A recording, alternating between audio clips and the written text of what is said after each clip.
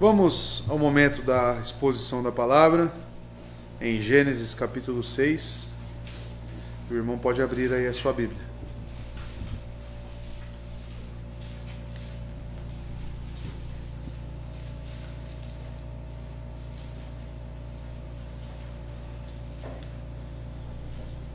Gênesis 6, hoje irei expor aos irmãos aqui os versos 9 a 13.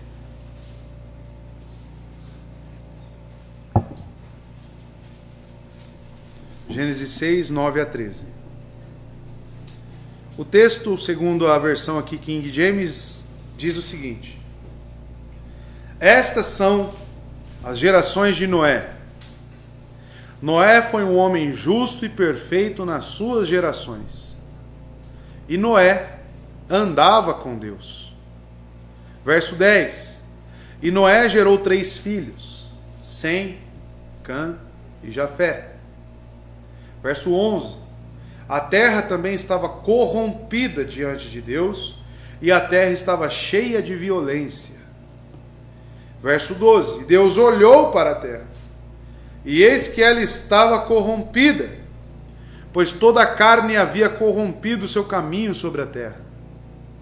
E verso 13. E Deus disse a Noé: O fim de toda a carne chegou diante de mim, pois a terra está cheia de violência por meio deles, e eis que eu os destruirei com a terra.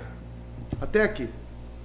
Vamos orar mais uma vez, pedindo a ação gloriosa do Espírito Santo em nós, que nos guia na verdade, e que sejamos aqui, amados, aperfeiçoados nela. Peça isso ao Santo Espírito, e que os nossos corações não se endureçam, e tenhamos atenção na palavra de Deus, e que Deus salve também perdidos, mediante essa palavra que é assistida, ouvida por muitos. Tá? Vamos orar. Eterno Deus e Pai, eu quero neste momento lhe pedir a condução do Santo Espírito, para que tenhamos aqui, Deus, realmente um bom proveito da sua palavra, para que ela gere em nós, Deus, temor, gratidão, alegria, esperança, santificação. Ó Pai, a sua palavra ela é apta para nos corrigir em todo o ensino, nos exortar e nos moldar a Cristo. Estamos, Deus, nessa total dependência divina. Que o Senhor também me ajude na exposição com fidelidade ao texto, que eu venha expor, Deus, aquilo que o Senhor nos entregou, e que todos nós cresçamos neste conhecimento, Deus. Muito obrigado pelos meus irmãos, por esta igreja, pelo dia do Senhor, e que possamos celebrar a Ti através da Sua palavra. Obrigado, Deus. Assim eu oro em nome de Jesus. Amém. Estamos em Gênesis, irmãos, e continuando aqui o capítulo 6, a qual já houve uma introdução, mas o principal tema aqui do capítulo 6 é o juízo divino. E quando eu falo de Gênesis, eu estou falando do princípio, Bereshit de todas as coisas, como é o próprio início do capítulo 1, Deus criando. E nós temos aqui o primeiro juízo divino, sobre a humanidade completa. Já vimos um juízo no que tange a indivíduos no Éden, a expulsão, mas agora nós vemos algo mais amplo sobre toda a humanidade. É Deus subjugando a raça humana. E aqui nós temos ainda uma preparação, porém já o anúncio propriamente dito a Noé. Então, quando eu falo do dilúvio, irmãos, nós vemos que ele está estruturado de uma seguinte forma: partindo da decisão de Deus em aniquilar a humanidade. Você percebe isso no verso 7, ao qual já foi exposto aqui aos irmãos. E ele termina com a decisão de Deus de não mais destruir essa humanidade, mas sim protegê-la. Então é algo como se fosse um círculo. Deus ele executa o seu juízo, mas no final de tudo, ele declara que não mais irá destruí-la daquela forma, e sim protegê-la. E as estações e todo o cuidado com a humanidade se manteria. Você percebe isso no capítulo 8, verso 21. Após o dilúvio, após o seu juízo, ele declarando que não mais agiria assim, então fazendo um pacto com Noé. Então, amados, as características específicas do texto bíblico incluem a aliança de Deus com Noé, a justificação para a sua destruição e a salvação de Noé. Então ele emitirá essa ordem a Noé de construir a arca, ele anunciará a destruição, trará o embasamento do porquê ele deseja destruir a humanidade e ao mesmo tempo irá salvar com graça, com misericórdia uma família. O ser humano salvo, que tenhamos isso em mente, ele não é um herói diluviano, mas ele é honrado por Deus, isso sim. O grande autor aqui, o grande foco que nós temos que ter é que Deus está aqui concedendo graça a Noé. Deus está aqui preservando. Deus está se demonstrando, mediante a sua criação corrompida, um Deus bondoso e misericordioso. Como assim, pastor, se ele está destruindo? Nós devemos olhar como um todo o dilúvio. Não só a destruição, mas sim também a preservação, através da vida de Noé. Noé, então, permanece sendo um homem, pecador como cada um de nós, mas favorecido pela graça de Deus. Então, amados, o Criador, ele se volta contra a própria criação. E o desafio para nós aqui nesse texto é entender por que o Criador, ele se volta contra a sua criação. Por que Deus olha para a sua criação, a qual ele já tinha determinado e dito no capítulo 1, verso 31, que tudo era muito bom? O que leva a Deus a olhar para nós como criaturas, e nós agora estamos nesse contexto, criaturas, criação. O que faz Deus se voltar contra nós?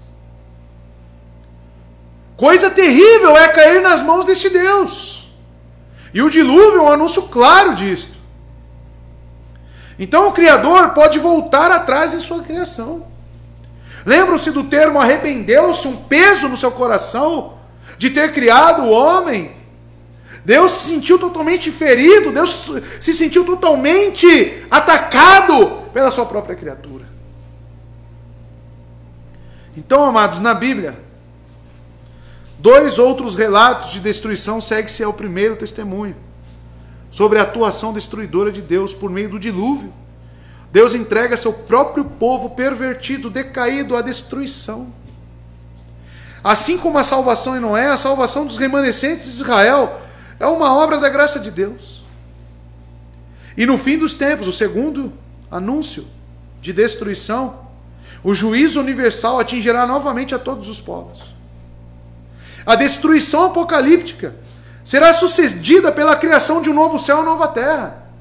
Como podemos ver em Isaías 65, 17, Apocalipse 21, no primeiro verso. E também aqueles que forem salvos no tempo final serão agraciados por Deus. Então o que nós temos aqui ao olhar para o dilúvio?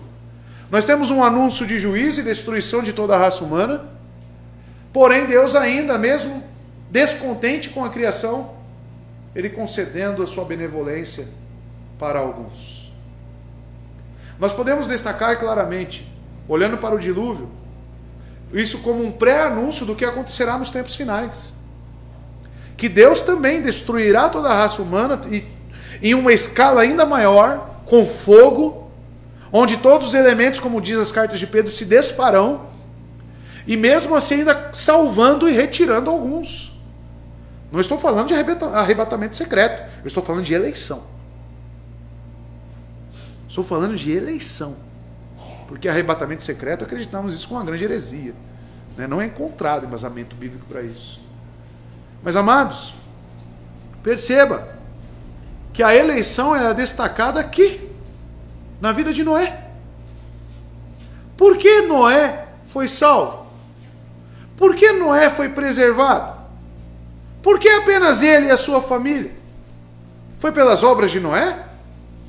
Ou pelo resultado e o efeito da fé que ele tinha no seu Salvador? Então, amados, que tenhamos uma percepção ao analisar aqui a vida de Noé, de quem serão aqueles que serão preservados. E ao mesmo tempo entender como Deus reage à transgressão da humanidade. Como Deus permanece sendo santo. Como Deus preza pela retidão e pela justiça. Então, ao analisar esse texto, veremos a justiça, a punição de Deus e a graça. Elas caminham juntos. E muitos se perdem nisso, porque muitos teólogos e pregadores destacam ou só a graça, ou às vezes só a justiça. Mas as duas coisas devem caminhar. Não adianta eu falar aos irmãos sobre a condenação do inferno, por exemplo, sem falar sobre a cruz que nos salva deste inferno. Sobre o caminho que oferece ao homem reconciliação para com Deus. Então, amados, sempre que pensarmos em justiça de Deus, em juízo divino, eu tenho que pensar que esse Deus também é um Deus gracioso. É um Deus que estende a mão para miseráveis pecadores, através do Filho, e os salva. Ele não fala somente do dilúvio, no texto, Moisés, que transformou em catástrofe para a humanidade, mas ao mesmo tempo, Moisés, como anunciador do Evangelho, trata da bênção e do amor paterno de Deus, da graça e da justiça de Deus, do mandamento divino e da obediência humana e das condições e formas de vida sobre a terra renovada. No meio do lodo, no meio dessa podridão da terra, existe aquela geração, amados, de Noé. Existe a sua família. Como um lírio que brota em solo argiloso ou cheio de lama. Noé, então, amados, recebe um destaque aqui nesse texto. Noé era um santo solitário, nas palavras de James Boyce. Um favorecido pela graça.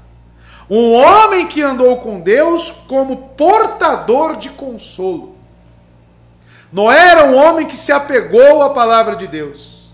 Noé era um homem que teve esperança no meio de uma geração corrompida. E se torna para nós, como está na galeria dos heróis da fé, no capítulo 11 de Hebreus, um exemplo de caminho percorrido e de como devemos viver pela fé no nosso Salvador. Vamos entrar no texto. Tenha em mente esses fatos dessa introdução. A graça de Deus destacada, a vida em obediência de Noé, o juízo divino e o porquê dessas coisas. Então vamos entrar a partir do verso 9, onde Moisés escreve as seguintes palavras, utilizando agora a João Ferreira de Almeida. Estas são as gerações de Noé. Era um homem justo e perfeito em suas gerações e andava com Deus. Algo interessante aqui que no original, Noé é repetido 3 vezes. Talvez a sua versão já esteja mais próxima disso. Estas são as gerações de Noé, primeira. Noé era um homem justo e perfeito em suas gerações, segunda. E terceiro, Noé andava com Deus. Tá? Essa é a forma mais fiel ao texto. E você percebe, Moisés ele destaca Noé 3 vezes em um verso. Ele cita Noé como o detentor, aquele que recebeu a graça de Deus, e ao mesmo tempo, sabendo disto, vamos ver qual é a reação de uma pessoa quando recebe essa graça sem medida em nossas vidas. Primeira coisa que é destacado no texto é que essas são as gerações de Noé, né? O toledute de Deus, lembra dessa palavra, o toledute? Que significa exatamente geração, né? Posteridade. Entretanto, irmãos, não só isso. E aí vem o significado real dessa palavra empregada aqui por Moisés. Algumas vezes ela tem um sentido mais extenso. Ela se aplica a toda a história de vida. De fato, esse parece ser o seu significado aqui. É como se eu falasse as crônicas de Noé. Como Noé viveu. Eu quero destacar aqui o modo de vida de Noé. E é interessante para nós. Porque como é viver recebendo graça? Indiferença? Negligência? Deixando Deus de lado? Como é ser alvo de uma graça sem medida como Noé? O que isso gera no meu coração? Então, amados, vejamos que a família de Noé e todo o seu redor também é abençoado. E quando Moisés destaca essa frase, as gerações de Noé, não se relaciona com somente a árvore genealógica de Noé. Pois, amados, Moisés declarou que não se achou ninguém a quem Deus, quando determinara destruir o mundo inteiro, pudesse preservar. Mas ele descreve sucintamente que tipo de pessoa era Noé como alvo de graça. Então, amados, esta frase abre uma nova seção do livro. E um contraste estabelecido desde o verso 8, se os irmãos estiverem lembrados. Porque no verso 7, você vê o anúncio de Deus, Deus dizendo: eu destruirei o homem, a quem criei da face da terra, tanto o homem quanto o animal, quanto as coisas rastejantes, as aves do céu, pois me arrependi de havê-los feito. Aí no verso 8 tem uma mudança drástica. Ele acrescenta: mas Noé encontrou graças aos olhos de Deus, aos olhos do Senhor. Então uma mudança aqui, bruta. E no verso 9, Moisés continua dizendo sobre esta mudança. No meio deste lodo, dessa corrupção, o que foi encontrado em Noé? Moisés dizendo. Então temos um contraste, temos essa mudança, e aí está a transição do antigo para o novo mundo. Do período antediluviano para o período pós-diluviano. E num esquema que também o Novo Testamento acha significativo. Porque tanto agora como no fim, amados, o dilúvio se torna um padrão. O pecado agora, em plena propagação, só tem a de produzir morte. A corrupção que nós vemos aqui neste período não é diferente da corrupção que nós vemos agora. Então, amados, o primeiro exercício de julgamento em escala total demonstra que Deus, a verdade de uma situação, prevalece, quer com maiorias, quer com minorias. E se poucos foram salvos, apenas 8 almas, e eu quero que você pense nisto, 7 deles o deveram unicamente a Noé, a sua família. E esta minoria herda a este recomeço. E aqui nós temos um destaque de que a família, irmãos, e principalmente homens ou mulheres piedosos, são meios de preservação de Deus. Deus preserva, amados, olha como isso é interessante nesse texto, e importante para nós. Deus preserva uma humanidade através de um homem, através da fé de um homem, Noé, que passou esta fé, que passou os ensinos sobre Deus, sobre a adoração aos seus filhos. Descendência essa que já foi exposta no capítulo 5, como sendo a descendência setita. E figuras como Enoque, que foi trasladado, não experimentou da morte. Figuras também como Lameque, o homem que teve esperança, um homem que creu. Tudo agora se culmina na 10ª geração, a geração de Noé, o último homem. E neste ponto, onde ele já tem os seus filhos, todos aqueles homens já haviam morrido. Então, amados, perceba como o dilúvio ele traz certas representatividades para nós. E temos alguns textos do Novo Testamento empregados justamente nessa situação em tela. 1 Pedro 3, verso 20 e 21, que fala sobre Noé. Veja só, que há muito tempo desobedeceram, quando Deus esperava pacientemente nos dias de Noé. Enquanto a arca era construída, nela apenas algumas pessoas, olha lá, a saber 8 foram salvas por meio da água. Ainda assim, Pedro, na sua segunda carta, cita novamente Noé. 2 Pedro 3, versos 6 e 7. E pela água o mundo daquele tempo foi submerso e destruído.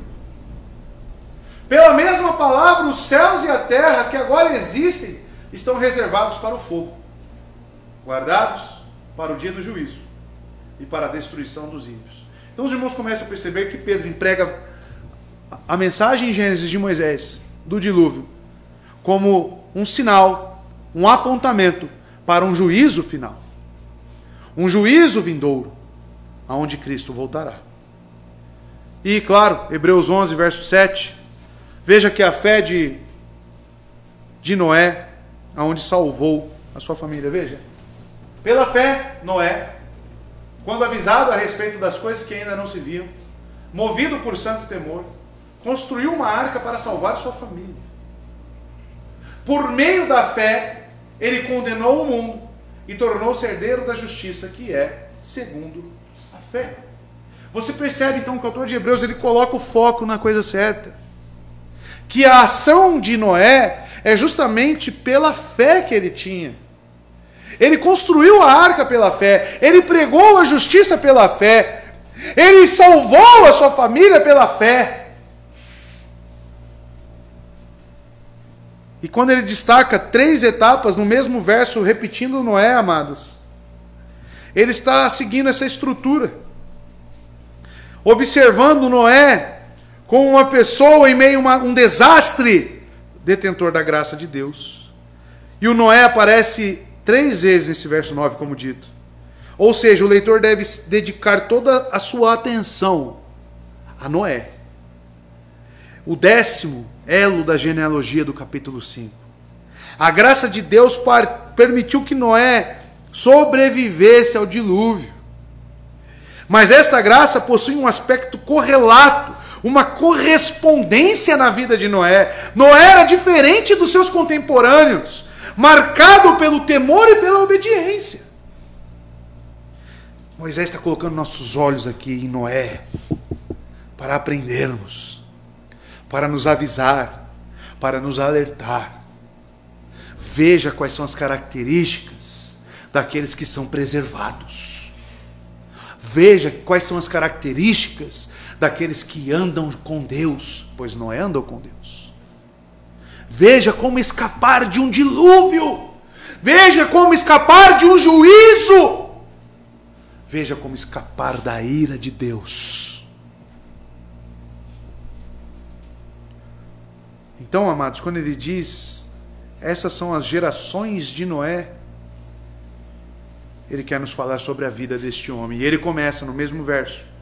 Noé, diz Moisés, era um homem justo e perfeito em suas gerações. Então é essas gerações, é a vida, o cotidiano ao redor de Noé. Como que ele era? Como que ele andava? Como que ele vivia? Parece o Globo Repórter, né? O que eles comem. Noé é justamente isso. Noé, quem é este ser? Por que agiu assim? Moisés destaca 2 adjetivos para Noé: justo e perfeito, ou íntegro. Amados, essas palavras vêm do hebraico justo, sadik, e perfeito, tamim. A palavra justo, ela pode ser traduzida como correto. Correto, e no sentido de alguém justificado e vindicado por Deus. É um adjetivo. É uma qualidade. A qualidade de uma pessoa que foi atingido pela graça de Deus naquela cruz. É uma graça, amados, que nos tem ali como alguém que é correto aos olhos de Deus. Como assim, pastor? Eu constantemente erro. Não é então não errava, não tinha natureza pecaminosa? Amados, não é sobre isso que o texto está falando. Essa perfeição, essa justiça era mediante graça. A questão da perfeição aqui de Noé, da palavra tamim, significa alguém saudável, sem defeito, inocente, íntegro, e que está completa e inteiramente de acordo com a verdade e os fatos estabelecidos na palavra de Deus. Essa é a perfeição. Quando eu digo para os irmãos que um crente Não é cobrado de você, amado, uma obediência perfeita no que tange a palavra. Porque sabemos que isso nunca conseguiremos com essa natureza pecaminosa. Mas, irmãos, a disposição no seu coração deve ser perfeita. Em ouvir a palavra de Deus, estar pronto a obedecer. Se irá conseguir ou não é outra questão. Mas a nossa disposição perante os olhos de Deus, ao qual nos dá um coração novo, um coração disposto a obedecê-lo, é um coração perfeito. A obra de Cristo em nossas vidas é perfeita. No que tange, amados, o olhar de Deus para nós, Deus não encontrar nenhuma mácula. Sermos aceitos por Deus é sermos aceitos em sua santidade. A obra de Cristo é tão perfeita em nossas vidas que remove de nós toda a injustiça e toda a imperfeição. Essa é a obra expiatória. E Deus escolheu, na sua soberana vontade, no plano de redenção, apenas este caminho para a justificação dos homens. Por isso que é uma aberração você dizer que pode se salvar. Como que você pode gerar algo na sua salvação? Como que você pode ser participante na sua salvação? Ou você é alvo de graça, ou você permanece sobre as suas obras, que são imundas, corrompidas. O que você e eu precisamos entender é que se não fosse a graça de Deus, Noé seria imundo e corrompido, assim como toda aquela geração. Então, amados, justo retrata aquele que vive de acordo com um padrão estabelecido. Essa é a primeira vez que a palavra justo aparece na Bíblia. A justiça de Noé não vinha de suas boas obras, irmãos. Eram suas obras que vinham da sua justiça. E quem era a justiça de Noé? Segundo o autor de Hebreus, que fala somente sobre Cristo, ele enxergava lá na frente. O termo justo é extraído de um linguajar jurídico, que caracteriza um homem que obedece à legislação vigente. E quem é este? Cristo. Essa era a justiça de Noé. E para nós também, e já estudamos isso na nossa confissão, a justificação continua tendo um aspecto jurídico. Um tribunal divino, alguém que está sendo sentenciado, julgado, que precisa de absolução. E Cristo entra nesta causa, justamente para justificar perante o justo juiz. Íntegro é a palavra que designa uma pessoa indivisa em sua lealdade. O que é indiviso em minha lealdade? Eu não sou dúbio em quem eu confio. A minha confiança está apenas em um. Eu não sirvo a dois senhores. A minha lealdade é apenas para com o meu Deus, com o meu Salvador, com o meu Criador. Olha o que é ser alvo da graça. Logo, ser alvo da graça é não confiar em si mesmo. Como que eu posso confiar no meu Salvador e em mim mesmo para a salvação? E aí entra a reflexão que foi feita aqui pela manhã na nossa devocional. Por que eu espero ter sentimentos? Por que eu espero apalpar algo para a minha fé? Isso é colocar a sua confiança em algo que você pode gerar. O desafio da fé é você continuar crendo e confiando naquele que diz na sua palavra que lhe salva mediante o seu sacrifício expiatório, mesmo sem sentir nada. Porque ele não disse que vocês serão salvos mediante sentimentos. Vocês serão salvos mediante haver ou constatar alguma coisa. Não. Vocês serão salvos mediante a minha obra. Vocês serão salvos mediante a minha palavra. E aquele que crer será salvo. Noé era esse. Ele não era indiviso na sua lealdade, na sua confiança. Noé prova que o homem também, amados, como diz a sociologia moderna e os pensamentos filosóficos, de que o homem é um produto do seu meio. Explique isso em Noé. Porque o texto claramente diz que a sociedade e a terra era cheia do quê? De maldade, de violência. Estava podre. Deus não conseguia ao menos cheirar esta humanidade. Então, se o pensamento dos sociólogos aí, ou filósofos, que o homem ele é corrompido pelo meio, você já ouviu isso? Que você é um produto do meio onde você vive? Que você é a média das 10 pessoas que você convive? Já ouviu isso? Explique Noé. Explique Noé. Como que isso é verdade? Porque de todo o mundo, de toda a terra, porque ele fala que a terra inteira estava cheia de maldade. Por que Noé não? Porque Noé, repito, era indiviso na sua confiança. Quando Noé ouvia a palavra de Deus, ele se apegava fortemente a ela. E não era 2, 3 ou 4, ou uma terra inteira falando contrariamente a ele, que ele iria mudar de opinião. E aí eu trago uma reflexão para você e para mim. Você é levado muito pelo que as pessoas dizem? Eu temo, muitos amados, que se um dia não existir a igreja aqui, a igreja bíblica, e ele ter que ser inserido em um contexto herege, um contexto, uma sinagoga de Satanás, se essa pessoa facilmente não irá aderir àqueles ensinos.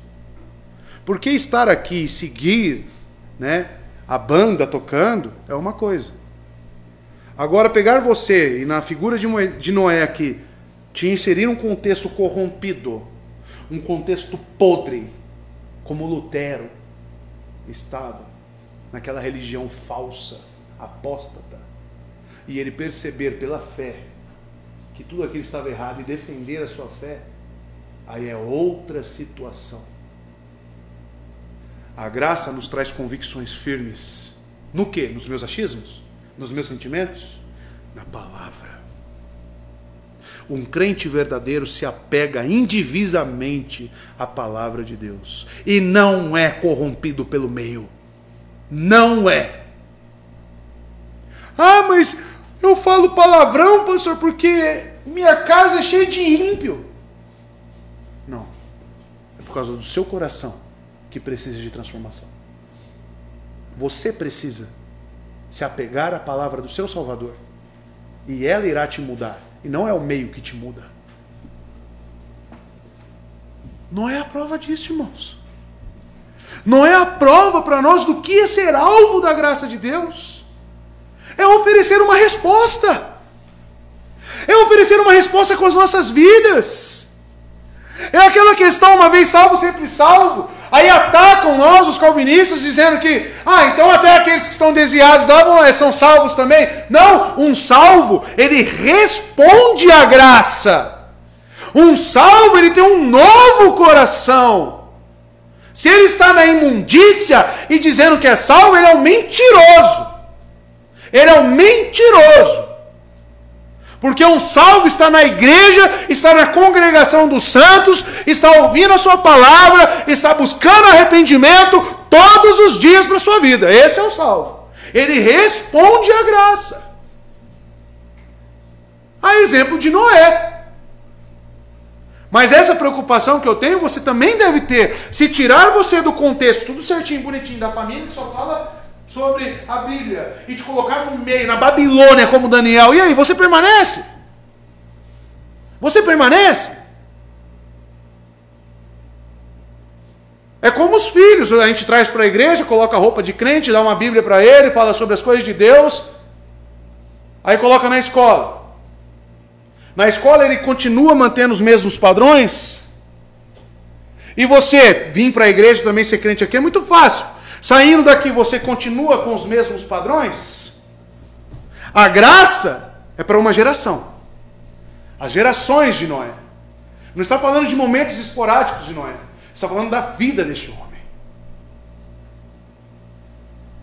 E isso tem que trazer certezas para nós. Do que é ser um salvo. Do que é ser um salvo. Um salvo responde à graça com gratidão. Com obediência. Um coração disposto a que Isto é um absoluto na minha vida, Deus e a sua palavra. Então, onde Ele fala, eu me calo e obedeço. Porque Ele é o Criador, Ele é o Onipotente, Ele é o Majestoso, Cristo reina sobre a minha vida. E eu devo a Ele total submissão e obediência. A graça muda a nossa disposição. Essa é a perfeição olhada em Noé. Justificado por Cristo e íntegro, perfeito, no que tange a disposição dele para com Deus. Tanto que construiu a arca. Tanto que construiu a arca. Ainda falando um pouco sobre essa palavra tamim, né, que significa perfeito, 51 ocorrências descrevem animais como sem defeito, por exemplo, em Êxodo 12:51, animais sem mácula, desse modo qualificados para serem vítimas sacrificiais. E a palavra empregada é o tamim. Os animais escolhidos para sacrifício, aceitáveis a Deus, eram os animais tamim, sem mácula, sem defeito. Para que você seja aceito aos olhos de Deus, você precisa também ser perfeito. E quem vai te dar essa perfeição? Apenas Cristo. Apenas Cristo. E mais uma característica no verso 9. A gente podia pregar só o verso 9 aqui hoje. E falar só disso. Mas vamos avançar. E Noé andava com Deus.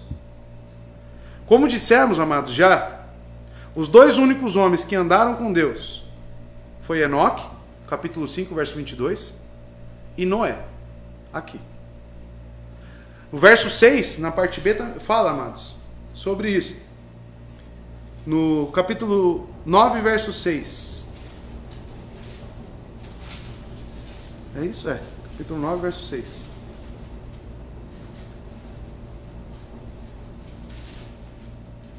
Não, acho que está trocado aqui, irmãos. Não, mas sangue nome não tem nada a ver, não. Mas Noé, amados, é alguém que anda com Deus. Não é alguém que foi avistado por esta graça, né? Como disse o verso 8, né? Encontrou graça aos olhos de Deus e agora sim afirmando que Noé andava com Deus, assim como Enoque no capítulo 5, verso 22. Enoque é salvo da morte também. E Noé do dilúvio. Noé andou com Deus numa terra eivada de maldade, e quando a sua geração virou as costas para Deus, bem como quando seus contemporâneos não acreditaram na sua pregação, somente ele e Enoque dividem a distinção de ter um relacionamento íntimo com Deus. Andar com Deus é ter um relacionamento íntimo com Ele. Por isso que é uma característica aqui encontradas em poucos. Porque a questão não é salvação aqui, andar com Deus. Porque todos certamente irão andar, né, de certa forma. Mas o que o autor está querendo passar para nós era qual era o nível de comunhão de Noé com Deus. E aí difere, de crente para crente. Existem crentes que andam próximo de Deus. Outros andam uns 3 passos mais distantes. Outros, talvez uma jarda. Mas andam. Mas no que tange a comunhão, oração, busca, vida piedosa, isso é diferenciado de cristão para cristão. Enoque e Noé são caracterizados aqui por Moisés como homens que andaram intimamente com Deus. Tiveram um relacionamento aperfeiçoado que nós devemos almejar. E de acordo com o profeta Ezequiel, Noé, Jó e Daniel viveram em retidão exímia, a ponto de se livrarem de um juízo. E quando eu penso nisso, que andar com Deus é uma característica de estar livre do juízo, isso é algo que eu e você devemos nos preocupar e buscar constantemente.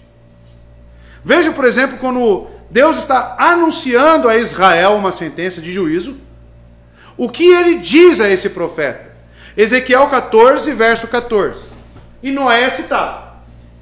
Mesmo que estes 3 homens Noé, Daniel e Jó.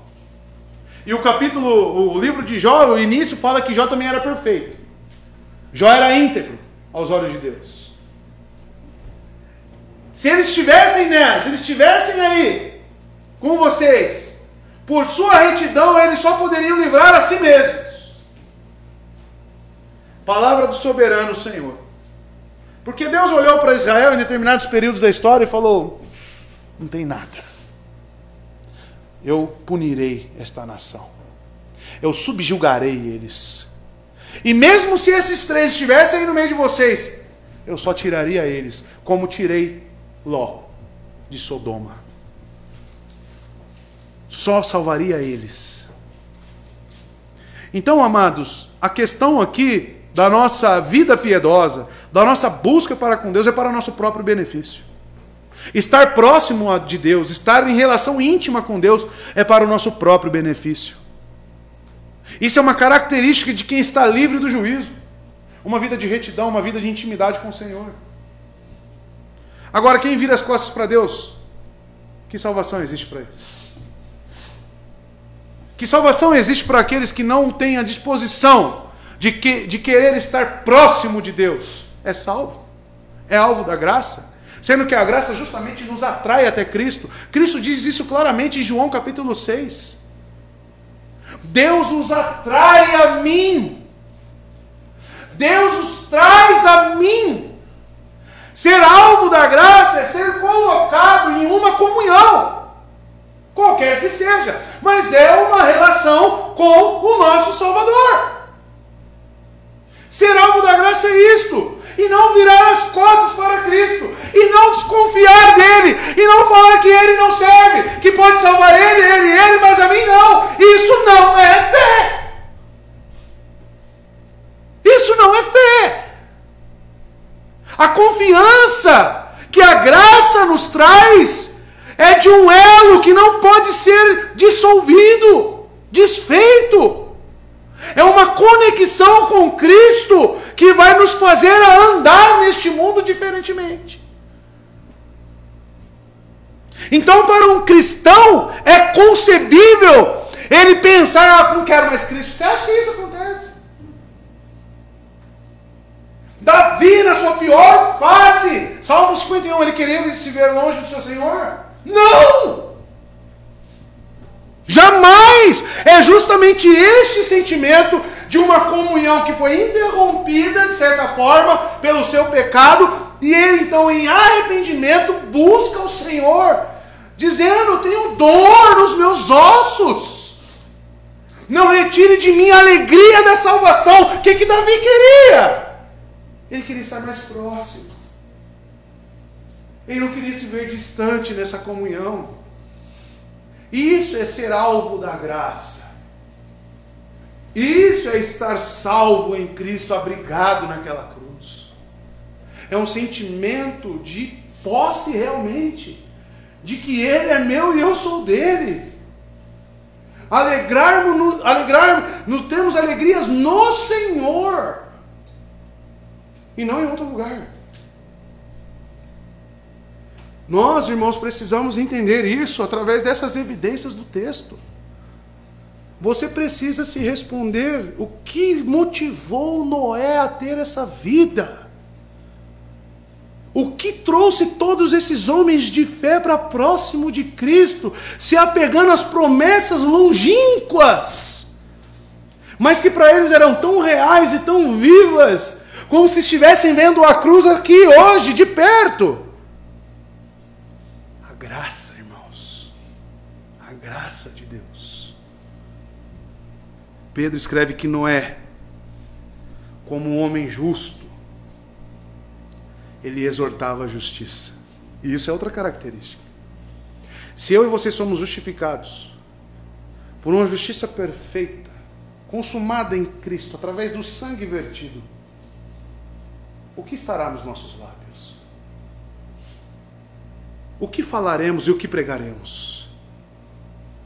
Pedro diz que Noé, como justo, exortava a justiça. Noé é pregador da justiça. Coloca para mim 2 Pedro 2,5.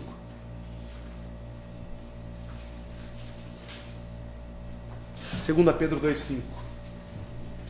O Maurício vai colocar ali, ó.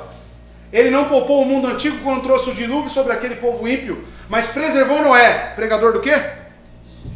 O que ele anunciava àquela geração então? A justiça divina. Se arrependam. A pregação de Noé era a seguinte: arrependam-se de suas vidas, do caminhar de vocês desgarrados de Deus. Arrependam-se dessa apostasia de vocês. Arrependam-se e se apeguem a Deus, porque Ele trará justiça sobre esta terra. Era isso que Noé pregava. E o povo fazia o quê? Mas ele estava lá. E trazia sua família junto. E pregava para sua família. Esse era Noé. Então, como dizer que eu sou alvo desta graça, sendo que essa justiça não está nos meus lábios? Como eu vou dizer que sou alvo desta graça, sendo que eu não tenho compromisso algum nas minhas palavras de anunciar aquilo que me salvou? Quando somos salvos, nos tornamos pregadores da justiça. E essa justiça está em Cristo. Se tornamos então pregadores do Evangelho. Essa é a justiça que veio ao mundo. Amados, a carta aos Hebreus que já lemos chama Noé de herdeiro da justiça que vem da fé. Herdeiro da justiça. E nós também que cremos em Cristo somos herdeiros da justiça. Como é que fica a injustiça em nossas vidas então? Como lidamos com os atos injustos de nossa parte e dos outros? Quando você se depara com uma mentira ou você professa uma mentira, qual que é o sentimento que você tem, a disposição do seu coração? Se você é habituado com a mentira, aí cuidado.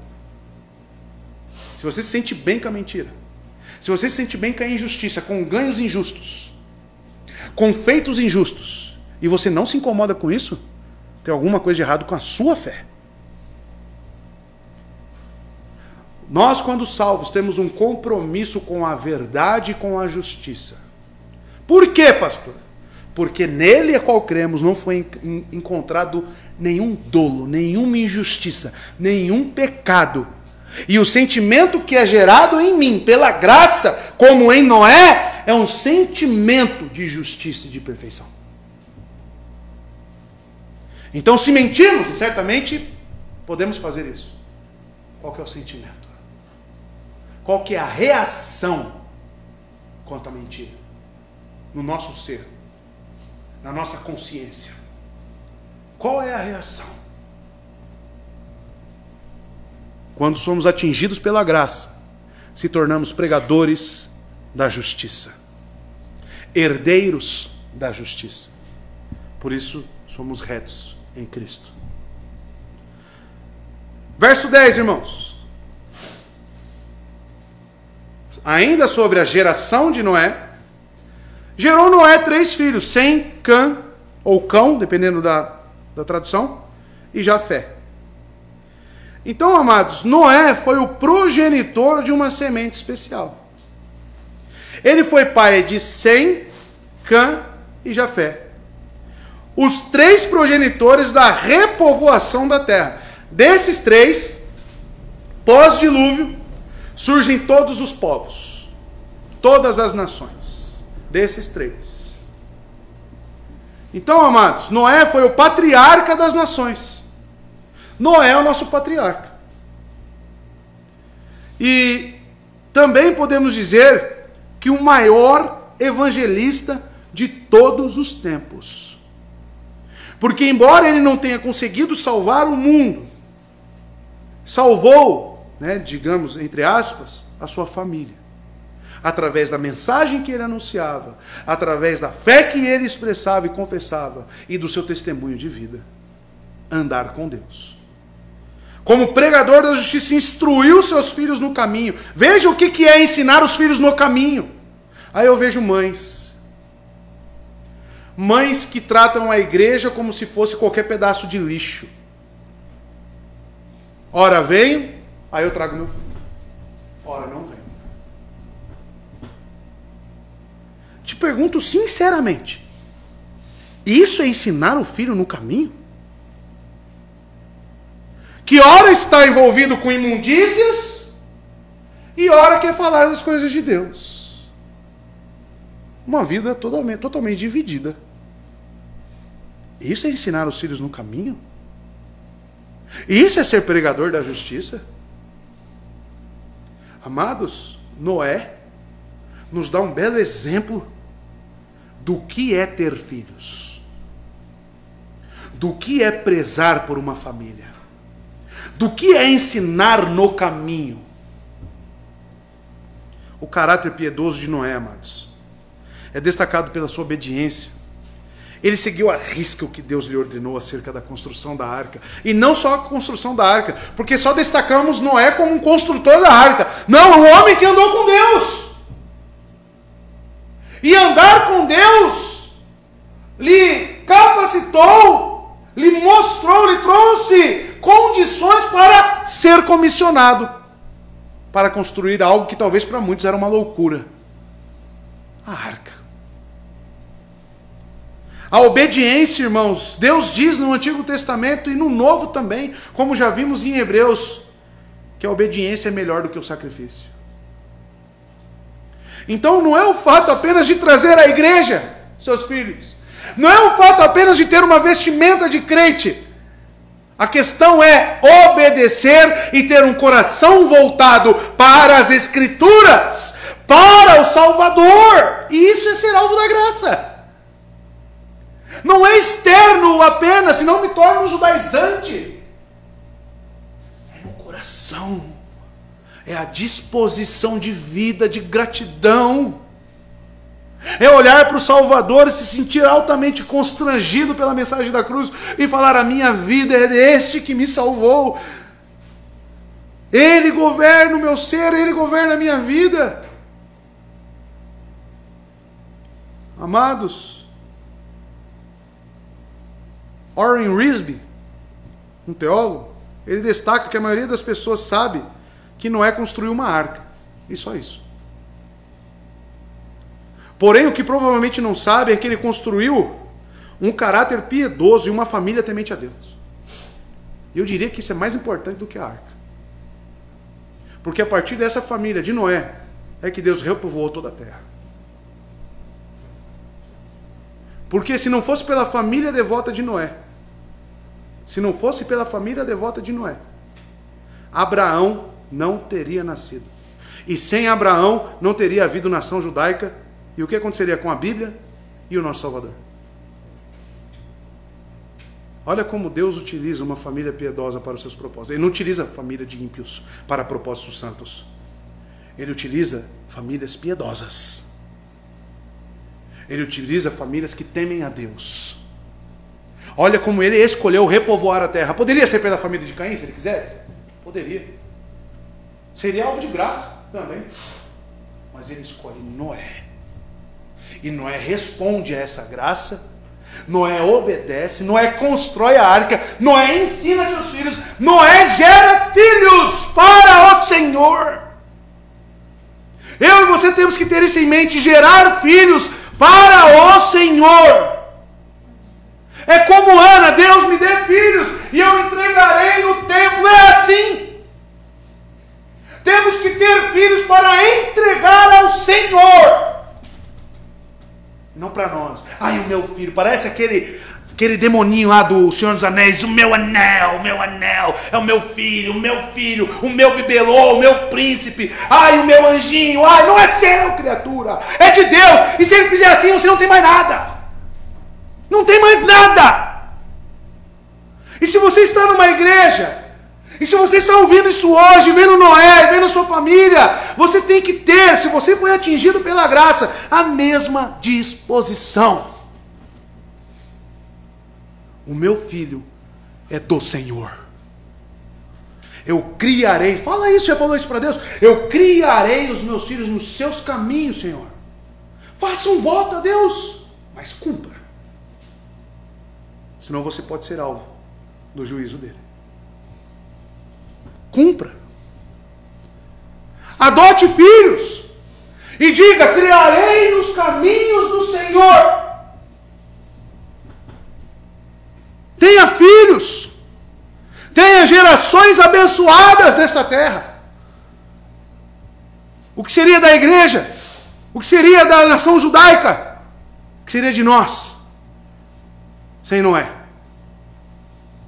Que foi alvo da graça de Deus. Que venhamos a pensar nisso, irmãos. O recomeço da raça humana, nada mais, nada menos do que o recomeço da raça humana. Da raça humana. Isso passou pela participação de homens piedosos. Noé e sua família. Noé é o elo final da 10ª geração de Sete, pré-diluviana. Mas ao mesmo tempo ele também é um elo inicial. Noé é uma transição do velho para o novo. Da destruição para o recomeço. Uma família que teme ao Senhor. Nós, irmãos, desprezamos muito o caráter piedoso gerado pela graça. Nós desprezamos muito a atitude cristã. Nós desprezamos muito a igreja de Cristo. Por achar que tudo é comum. Ah, uma família, que bonito, que legal. Ah, beleza, tchau. Não. Aquilo aos olhos de Deus, uma família piedosa aos olhos de Deus, pode ser o recomeço de uma humanidade. Uma família que teme ao Senhor, para Deus, é como algo tão precioso, irmãos, que brilha os seus olhos. E você não cuidando dos seus filhos. E você talvez não querendo ter filhos. E se tem, deixa de escanteio, enfia numa creche. Não cuida, não ama, não ensina a palavra, não dá bom testemunho. Não anda com Deus.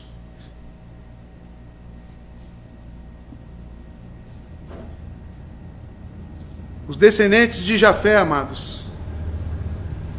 Agora eu vou destacar aqui o que veio desses três aqui, só para a gente ter... No capítulo 10, se você observar, der uma leve olhada aí no capítulo 10, vai ter aí, vai destrinchar mais, né? Vai abrir esse leque aí das gerações dos filhos de Noé.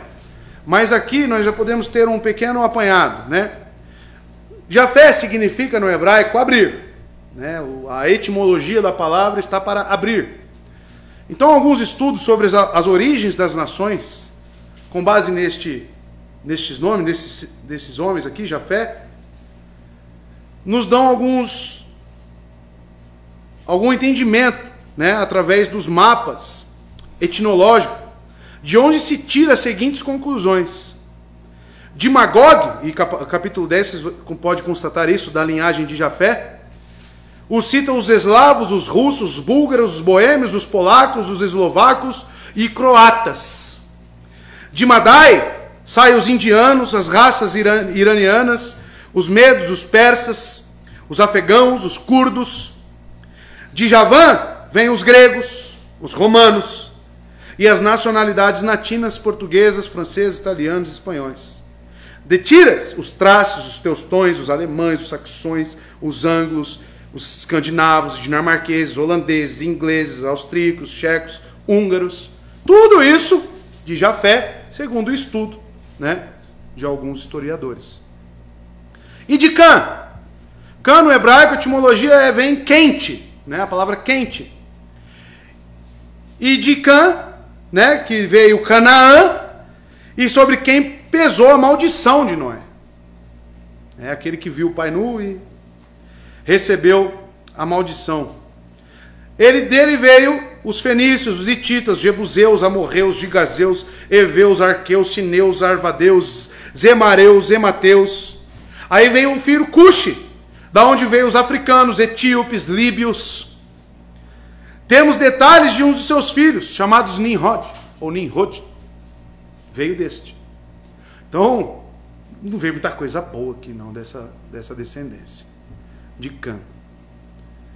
Aí falam, o cão, né? O cão só veio coisa ruim do cão, né? Aí vem Sem, que é o terceiro citado aqui. Sem significa nome ou fama. Interessante, amados, que Sem é descrito como o pai de todos os filhos de Eber, seu bisneto. E os israelitas, descendentes de Éber, e é por isso que eles são chamados de hebreus na antiguidade, porque vieram de Éber, os hebreus. Então eram todos filhos de Sem, os semitas. E ainda hoje tem esse nome. Nenhum outro povo é chamado semita, nem mesmo os árabes, e também são os da descendência de Abraão.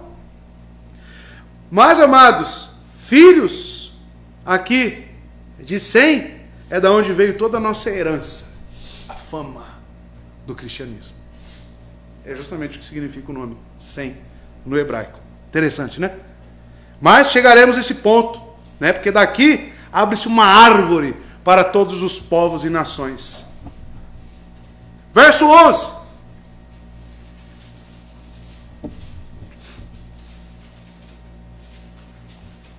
A terra, porém, estava corrompida diante de Deus e cheia de violência.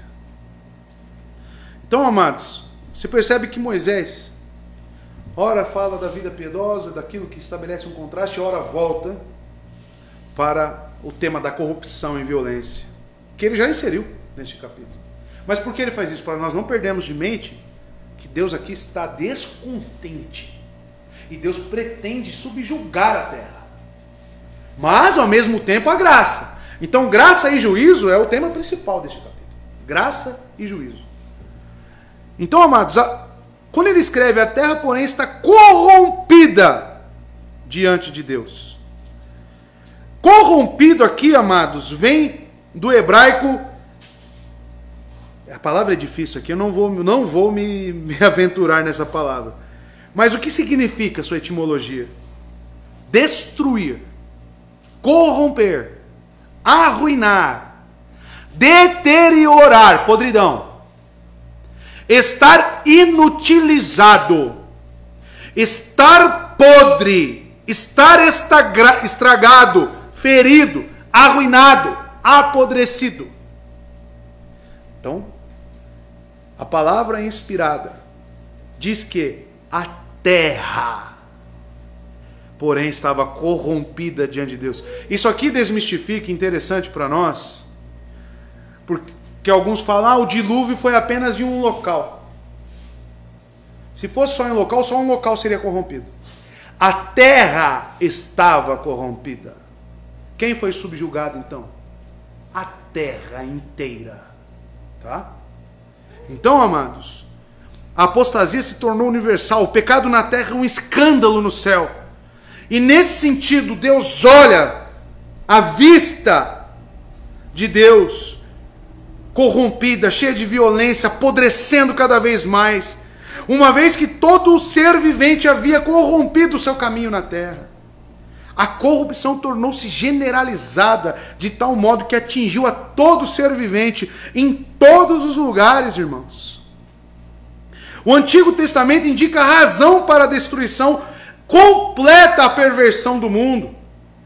A completa e total perversão do mundo é expressa na forma verbal e nominal. O verbo é corromper. A terra está corrompida. E isso é explicado em Jeremias 18, verso 3 e 4. Que nos explicam esse termo, corrompeu-se. E pode parecer estranho, porque essa aqui é a parábola, aquela alegoria sobre o oleiro e o vaso. Mas veja, o que o autor está querendo nos passar aqui? Então fui à casa do oleiro, diz Jeremias, e o vi trabalhando com a roda. Mas o vaso de barro que ele estava formando estragou-se. Essa palavra aí. Estragou-se em suas mãos. Ele o refez, moldando outro vaso de acordo com a sua vontade. O que Deus está fazendo com a humanidade aqui? Refazendo. Deus está dando um reset na humanidade. Por quê? Porque ela estragou. Ela perdeu a sua serventia. A humanidade, tudo que nela existe, não serve mais para os seus propósitos. Olha o que o pecado faz. Olha por que Jesus utiliza o termo nascer de novo. Por quê? Você estava estragado, você não servia mais para os propósitos divinos. Você precisa nascer de novo. Você precisa ser refeito. Por quê? Porque você estava estragado. Podre. E não só isso. Não só estava estragada a terra, com tudo que nela existe. Porque Deus subjuga até os animais, correto? Até os meios são corrompidos pelo pecado. São estragados. E cheia de violência. No Antigo Testamento, o substantivo violência possui em primeiro lugar um significado genérico. Ele aparece em relação ao falso testemunho, ao ódio sem motivo.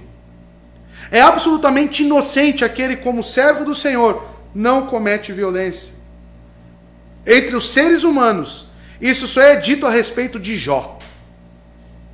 Nós somos violentos.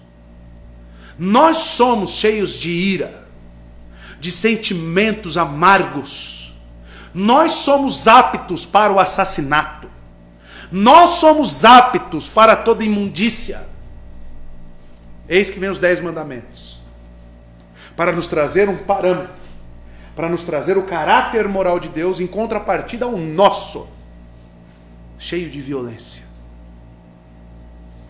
Amados, essa palavra, esse termo violência empregado aqui no Antigo Testamento, também é muito utilizado para culto a ídolos, idolatria. Porque a corrupção humana era tão maciça, contagiosa e contaminadora que as negociações fraudulentas, divórcios, assassinatos, sedução, poligamia, todo tipo de imoralidade, que está totalmente atrelado à idolatria, imoralidade sexual, estava disseminado. Essa violência, essa única palavra, quer nos expressar esse sentido. Paganismo, orgias, divórcios, os filhos de Deus casando com as ímpias. O ser humano tinha se afastado de Deus em sua violenta independência. E tudo começou lá no Éden, lembra? Quando Satanás disse, vocês serão igual a Deus. Como?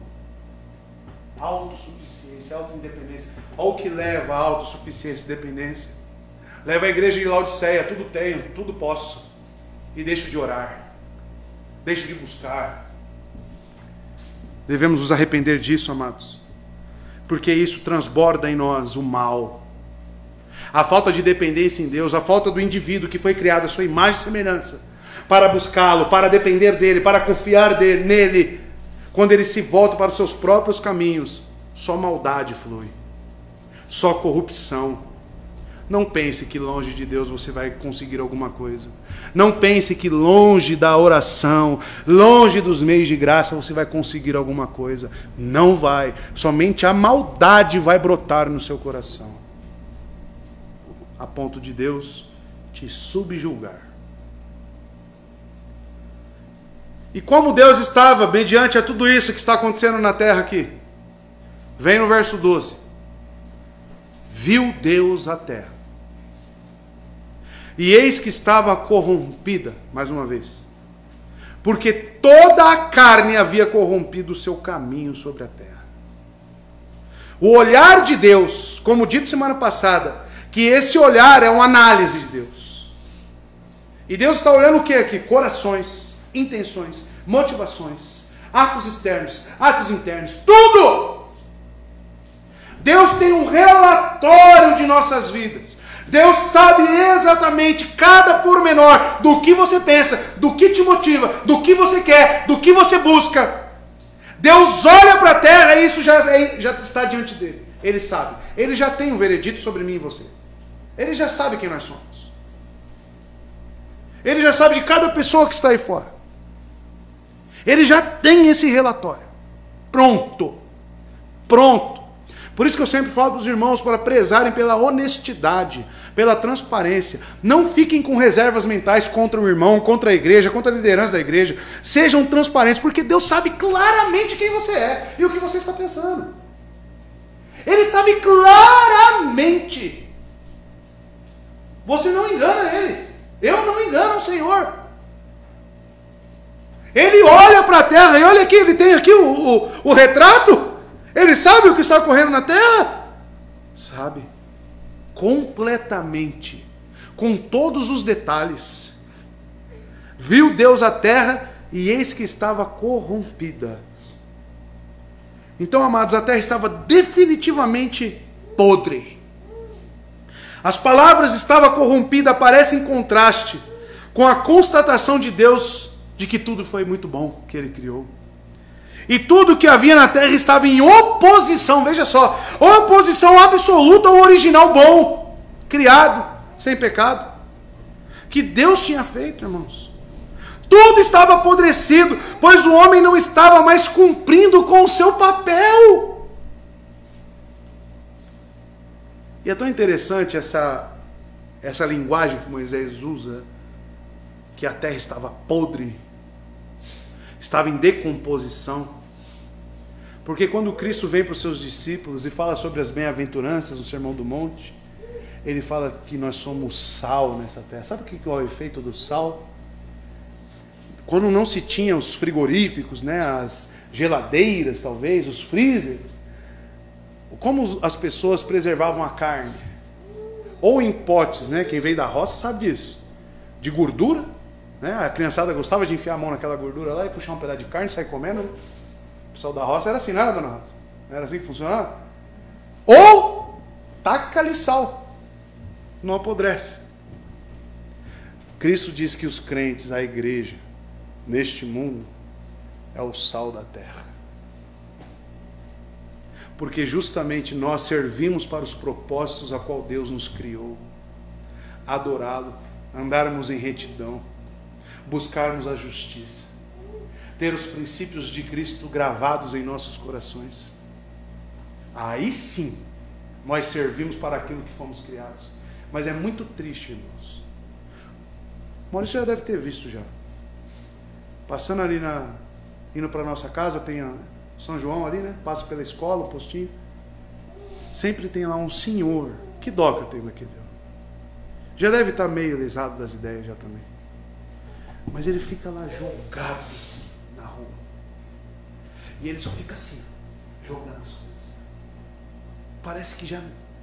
você olha para aquilo com um prisma bíblico de que ele é um ser humano, tudo sujo ele está. Ele está numa situação de deteriorização, meu irmão. Ele está se deteriorando. E você pensa, aquele ser é a imagem e semelhança de Deus. Aquele ser não foi criado para aquilo.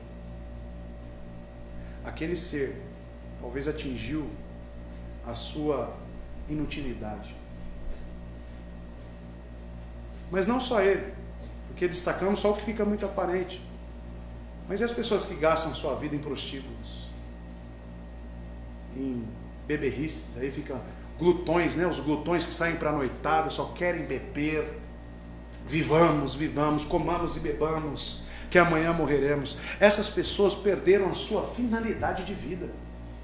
O ímpio que recusa o Evangelho, recusa a Deus, nós precisamos entender isso. Ele está corrompido de que forma? Ele perdeu a sua utilidade criacional. Nós fomos feitos para ter relacionamento com Deus. Nós fomos criados para estar em íntima comunhão com o nosso Criador. E o que as pessoas escolheram? O que o nosso pai Adão escolheu? Seus próprios caminhos. Aí você olha essas coisas, olha aqui nessa passarela ali mesmo, onde tem uma biqueira ali. O tanto de pessoas que sobem ali. E é nítido, até o pedreiro falou para mim, você tem que ver aí, pastor. O camarada vai até triste quando está indo. Mas daqui a pouco volta numa alegria. Mas por quê? Porque queimou aquela pedra, fumou, já entrou em efeitos alucinógenos. E aquela é a alegria dele. Só que ele sai dali sobre esses efeitos e mata as pessoas. Ele sai dali com aqueles efeitos e entra em brigas. Estupra mulheres, crianças. Por causa dessa maldita droga. E por quê? Por causa da corrupção. Por causa do pecado. O que essas pessoas precisam não é de liberar as drogas para eles. O que eles precisam é do Evangelho. O Evangelho. Eles precisam de salvação. Eles precisam ter os seus princípios morais resgatados, refinados, para servirem a Deus. É isso que aconteceu. E quando eu olho para a nossa nação, amados, Eu temo muito. Porque tem se encaminhado para quê essa nação? Quais são os princípios morais dos seres humanos nessa nação nossa? Não vou nem falar do mundo, vamos falar do Brasil.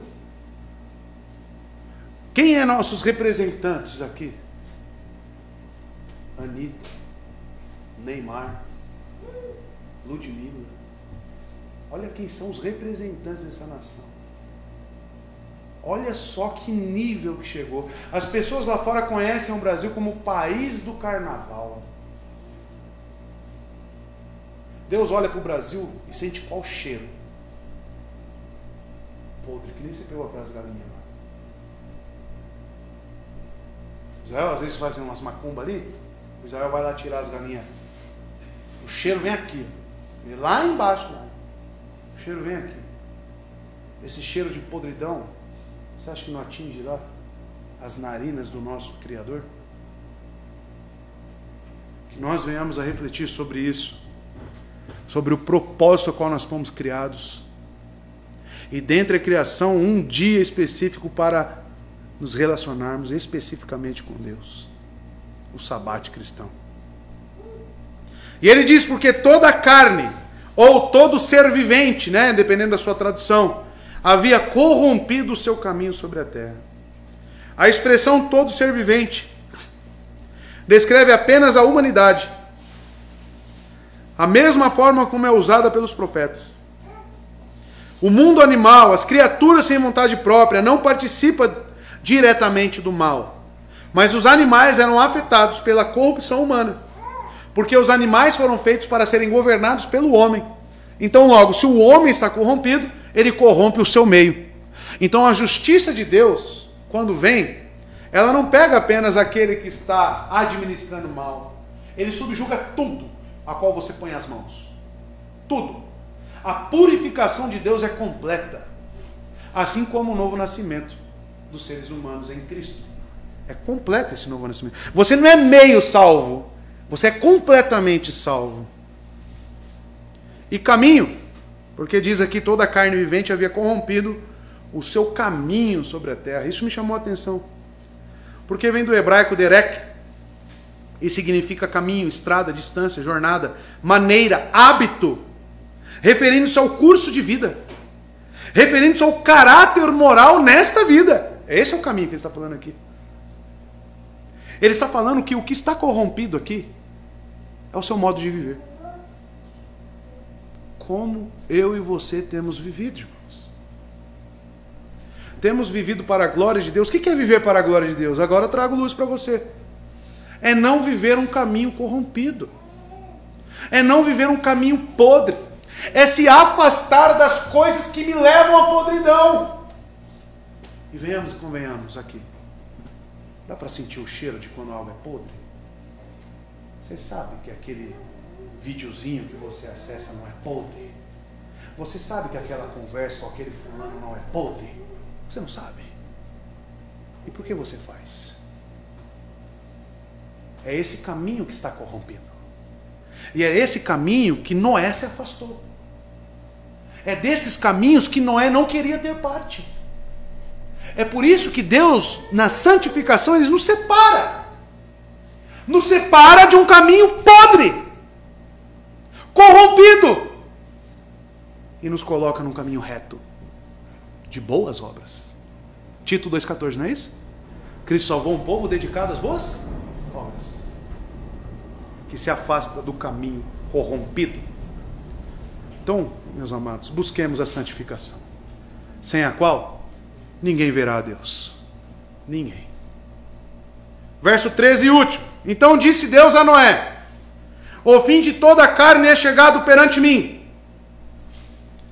porque a terra está cheia da violência dos homens, e eis que os destruirei juntamente com a terra. É muito interessante aqui os pronomes utilizados. Você percebe que quem constatou a corrupção? Quem deu a análise? O próprio Deus. E agora é chegado o fim perante mim. O padrão aqui para a destruição é o próprio Deus. Então perceba, então disse Deus a Noé: E aqui tem mais um ato de graça, e aqui elucida para nós o que é essa comunhão que Noé tinha com Deus. Veja, Deus anuncia a Noé a destruição total do mundo. E o que eu pergunto ao texto, e você também deveria perguntar, é qual obrigação Deus tinha de avisar Noé? Ele poderia, Noé, esteja pronto. Faça a arca, né? Esteja pronto. Não precisaria Deus dar detalhes do que ele faria. Vai ser com chuva, vai chover tanto, né? Os rios vão transbordar, as fontes de água. Deus dá detalhes para Noé. E um dos grandes dilemas para o povo cristão, às vezes, é viver sem respostas. É viver num período onde Deus não nos traz respostas, talvez, de oração. E você fica ali buscando, e você fica, mas nada acontece. E isso é um grande dilema para nós. Viver nesse silêncio de Deus, às vezes. Mas isso é falta de comunhão. Porque Deus fala, irmãos. Deus comunica. Deus nos responde. Mas é necessário comunhão com Ele. Ele não tem obrigação nenhuma de falar com aqueles que estão caminhando distante. Porque às vezes Ele fala baixo mesmo. Ele fala só para quem está nos pés da cruz, como estava Maria, como estava João. E aqui Noé era um desses. E ele chega para Noé e fala, Noé, pois bem, veja o que eu vou fazer. Que privilégio. Amados, o fim aqui está sendo anunciado. E Deus tem a liberdade e o poder de afundar o mundo inteiro em juízo.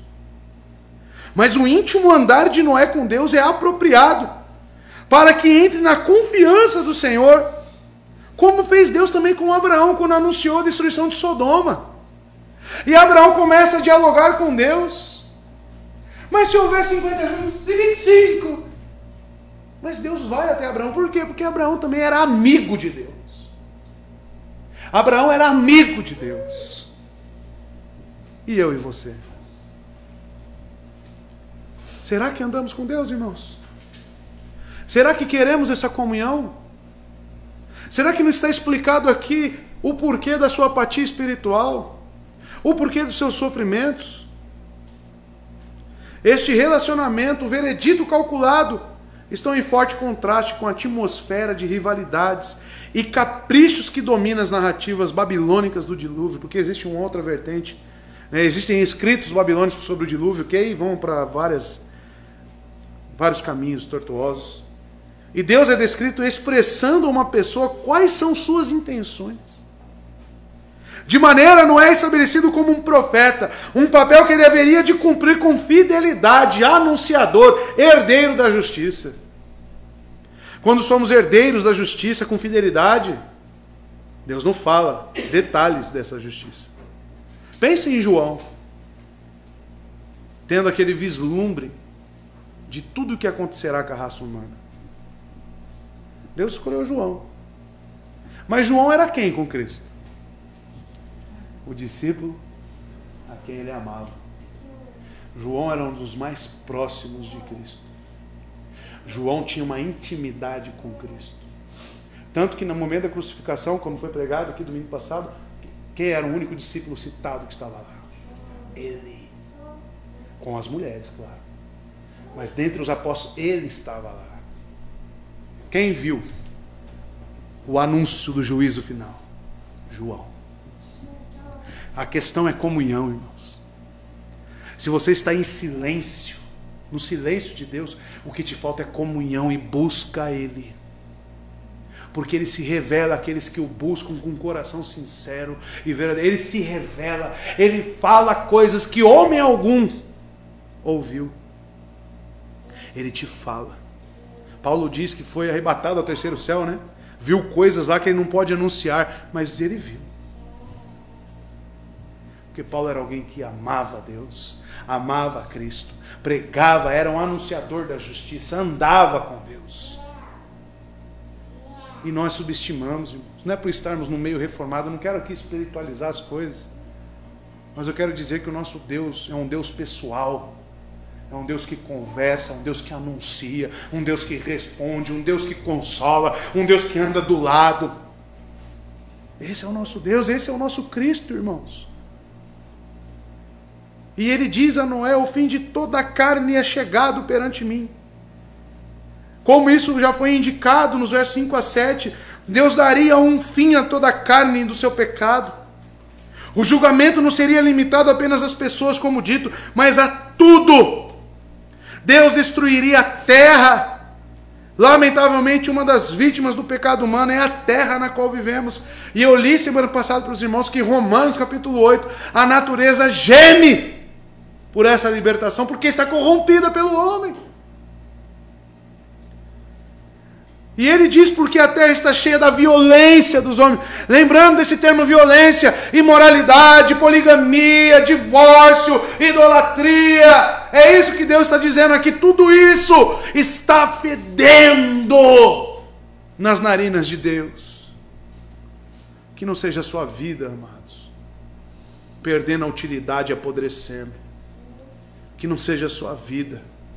Que você se arrependa e busque aquele que pode te fazer nascer da podridão, tirar você do monturo, do monte de lixo e te colocar entre os reis, como diz o salmista. Eis que destruirei juntamente com a terra. Deus destruirá a violência. Aqui está a prova bíblica de que Deus, aquela frase errada, de que Deus odeia o pecado, mas ama o pecador. Olha quem está sendo subjugado aqui. E assim acontecerá no inferno. Deus está subjugando até os animais. O que dirá o pecador impenitente? O que dirá o homem que ama essa violência? Será destruído, irmão, não tenha dúvida disso. E uma destruição eterna. Eis que os destruirei juntamente com a terra. Até a terra, porque vai fazer um novo céu e nova terra. Então isso que tudo isso aqui, irmãos, tudo que você ama, minha casa, meu carro, minha roupa, o shopping, o Shopee, o Mercado Livre, meu cartão de crédito. Meu irmão, isso será destruído juntamente com a sua corrupção. Olha como o fim do homem é irônico, né? O fim do homem penitente é irônico. Ele será destruído juntamente com as coisas que ele mais ama. Porém, os crentes serão salvos, receberão um novo corpo, um novo céu, uma nova terra, justamente com aquilo que eles amam: Cristo Jesus. Que opostos. E é justamente o que vemos aqui: Noé sendo salvo, justamente pela graça. E os ímpios sendo condenados, subjugados pela injustiça deles. Essa foi a causa do dilúvio. Essa é a causa do justiça. A impenitência dos homens, a injustiça, a violência, a podridão. Não é um ato de Deus apenas de punir, não. É uma resposta ao que o homem buscou. Estejamos claros disso. É como um pastor meu dizia: as pessoas vão para o inferno. Isso era verdade que ele falava. A porta está fechada, dizendo: não entre, trancada. Mas o homem vai, arruma a chave, bate naquela porta, dá todos os jeitos para abrir, entra lá e fica lá porque quer, porque gosta, porque ama. Impenitentes amam o inferno, amam a corrupção, amam a injustiça, o contrário dos justos. Então, amados, um encorajamento para nós é ter esse vislumbre de que esse juízo que está prestes a ocorrer aqui em Gênesis também acontecerá conosco. Mas uma vista terrível da destruição do mundo, Noé ao mesmo tempo é encorajado a permanecer no temor, na solicitude, pois era necessário que, ao desesperar-se totalmente, sem qualquer outro socorro, buscasse sua segurança mediante a fé na arca. Pois desde quando a vida na terra lhe fora prometida, ele se dedicou diligentemente à construção da arca. Porém, sentindo-se alarmado pelo juízo de Deus, avidamente abraça a promessa de vida que lhe fora feita. O juízo é importante porque nos encoraja a uma visão de juízo. Não é só para pôr medo e ficar com medo do inferno. Não, mas para nos despertar. O juízo é bom para deixar os nossos sentidos à flor da pele. Opa, tem algo vindo, preciso me preparar, preciso andar com Deus, preciso abandonar toda a corrupção, porque meu Deus é santo. E isso é motivo, amados, para termos vidas diligentes, vidas piedosas, pois o aguilhão da ira de Deus o traspassa muito agudamente, para não nos permitir, amados, dormir nesta podridão, nesta carnalidade, nessas tentações. É como Cristo diz em Mateus 24, e essas palavras caíram como uma luva nesse texto. Do porquê que saber do juízo de Deus, assim como Noé sabia, fez Noé acordar ainda mais, fez Noé buscar ainda mais saber sobre o eminente juízo. E você que sabe do juízo? Está dormindo? Veja o que Cristo diz, Mateus 24, verso 42 a 46. Portanto, vigie. Fica o desafio para você, estude o que é essa palavra vigiar. Vá atrás do que é essa palavra no grego vigiar, que o evangelista expõe aqui. Porque vocês não sabem que dia virá o seu Senhor. Mas entendam isto. Aí ele começa uma figura de linguagem. Se o dono da casa soubesse que a hora da noite, a que hora da noite o ladrão viria, o que ele faria? Ficaria de guarda e não deixaria que sua casa fosse arrombada. Assim vocês também precisam estar preparados, porque o Filho do Homem virá numa hora em que vocês menos esperam. Quem é, pois, o servo fiel e sensato, como Noé? Como Noé. A quem seu senhor encarrega dos demais servos de sua casa, para lhes dar alimento no tempo devido. Ou seja, estar cuidando das coisas do seu Senhor. Estar buscando, como a oração do Pai Nosso, a vontade de Deus, e não a nossa. Vigie. Feliz é o servo que o seu Senhor encontrar fazendo assim quando voltar. Você está dormindo na podridão? Será que você já não se habituou com o cheiro podre? Será que você não precisa trocar essas narinas e esse olfato seu, que já está amortecido com o cheiro? E isso acontece, irmãos. Uma vez entrei numa casa e senti um cheiro ruim. Eu falei, vai ter alguma coisa na geladeira estragada. Fui embora. Depois de muito tempo voltei.